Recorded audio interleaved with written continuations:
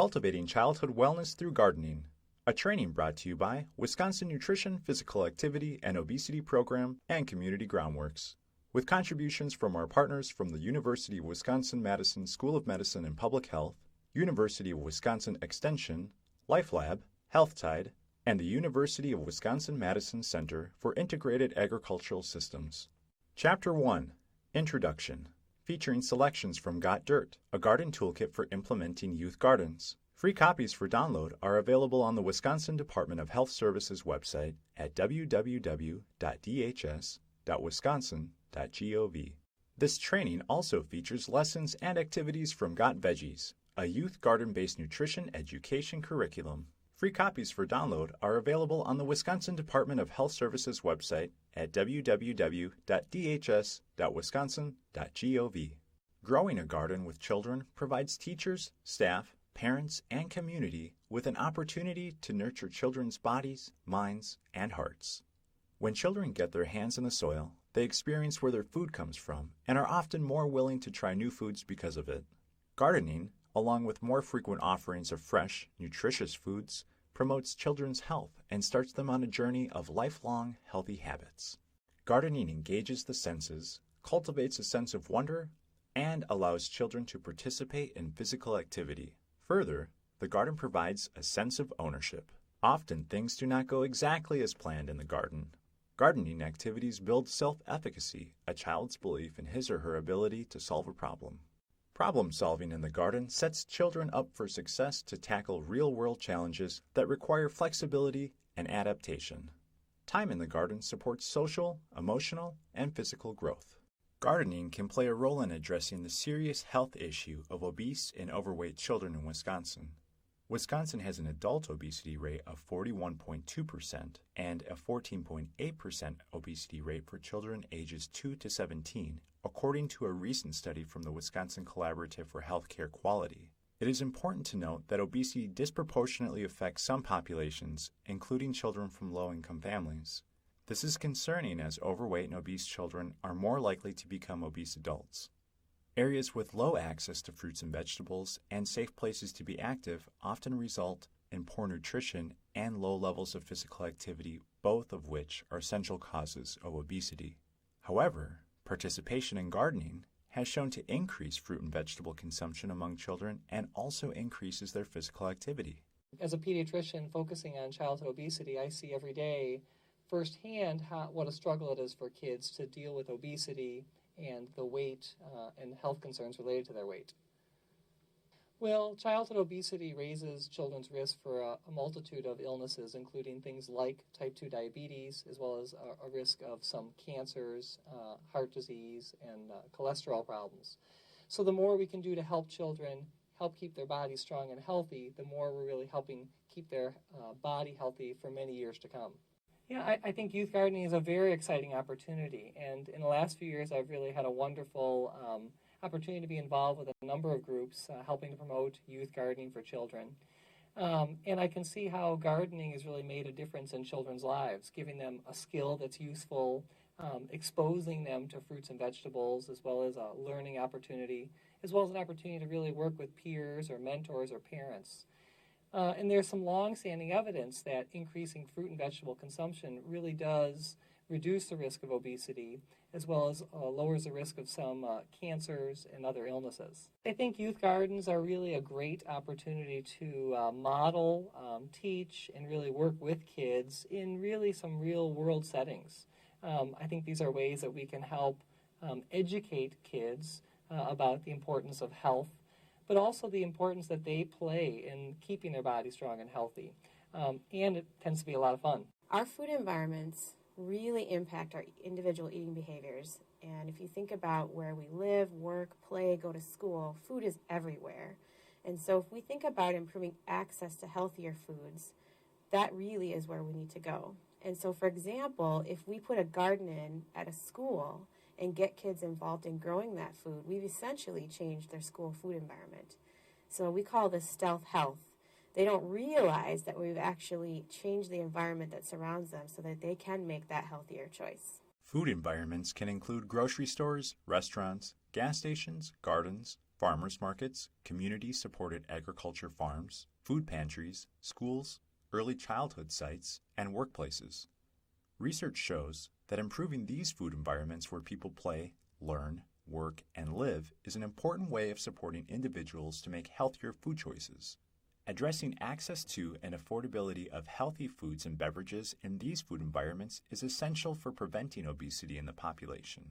One of the things that we've seen in youth gardens and why we think that it's such an important strategy for addressing childhood obesity is that when children have an opportunity to plant a seed in the ground and attend that plant and harvest the food that comes from that plant and then prepare that food, they have this incredible investment. They have this real connection, this deep relationship with that food that is totally different than if they have no idea where that food was grown or how it was prepared.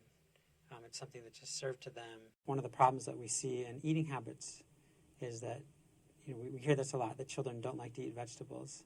And what we found in garden-based education is that that's absolutely not true. That again and again we see kids eating food that often their parents or their teachers say, how did you get them to eat this food?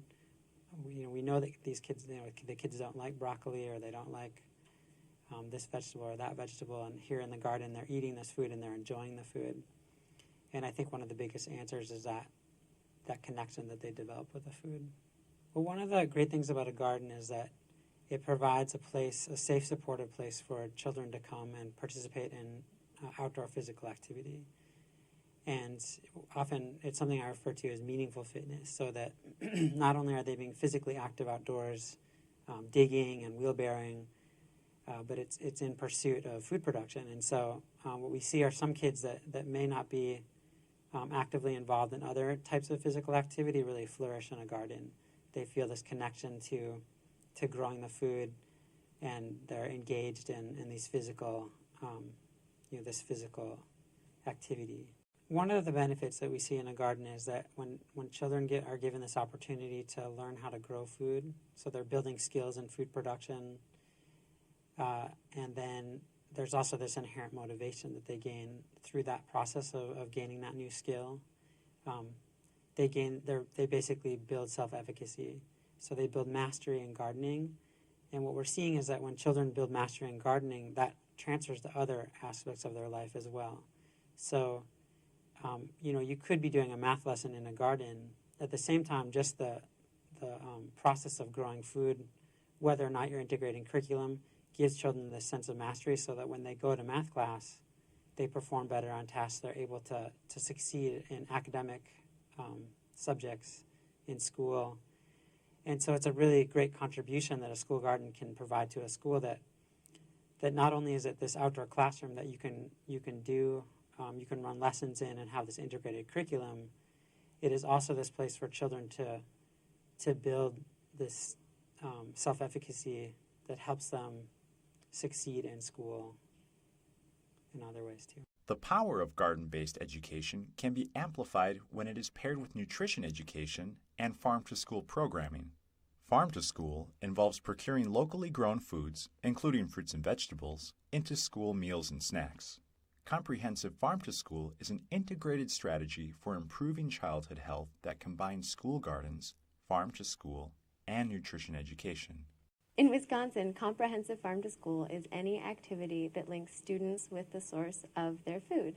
So that is any activity that teaches students about where food comes from and local farms, and anything that increases their access to local food. So that could be anything from procurement of local food for the cafeteria, to school gardens, to nutrition or food system or agriculture education in the classroom.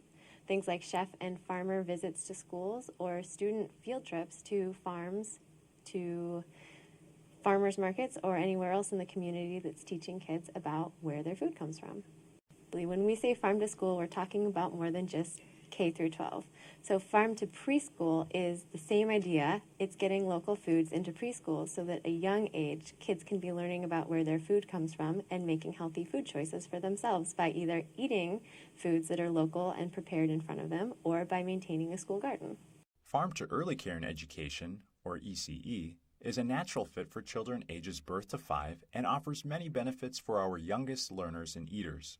Hands-on learning is a cornerstone of Farm to ECE and is a perfect way for the child to explore the world through his or her five senses. Most ECE sites operate year-round, making garden maintenance and harvest easier. There are also more opportunities for family engagement. Farm to ECE offers an opportunity to reach children as they taste their first foods and form their opinions about trying new things. Farm to ECE can positively influence these young eaters as they form their health habits. Many ECE sites are already forming relationships with farmers, doing fun, hands-on, edible education activities in the classroom, and starting their own gardens of all sizes. There is a lot happening in Wisconsin, all over the state, in regards to farm to school.